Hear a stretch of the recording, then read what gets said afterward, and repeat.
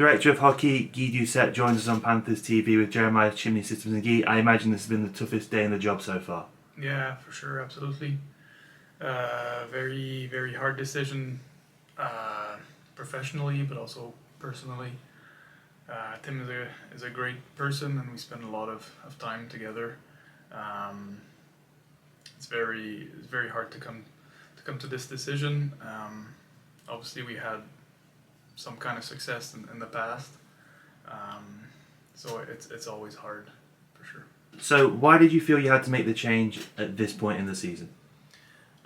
This is a results-based business. It's an entertainment business, and the results have just not been good enough.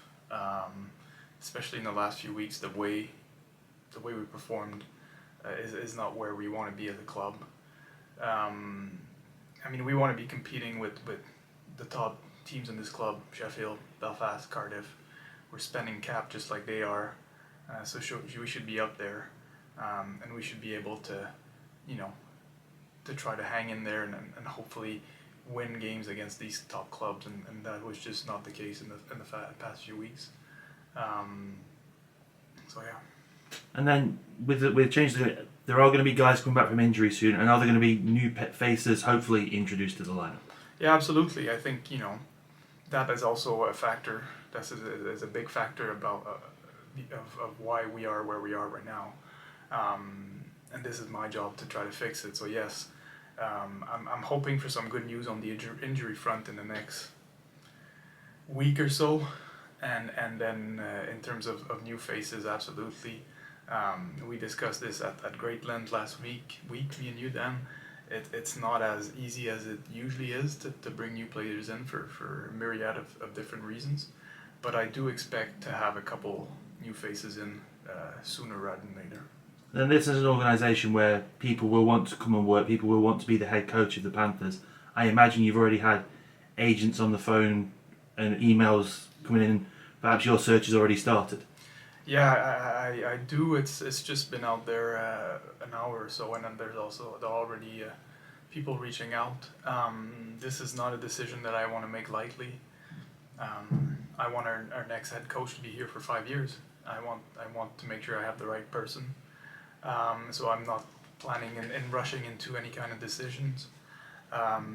We're lucky enough to have Mark Matheson here for short-term coverage. He's he's a great hockey mind. He's been around, and he's already been involved into coaching. So that's a good asset for us to use at this point in time. Hopefully, we find the right profile, and we can appoint a new head coach in short term. Yes.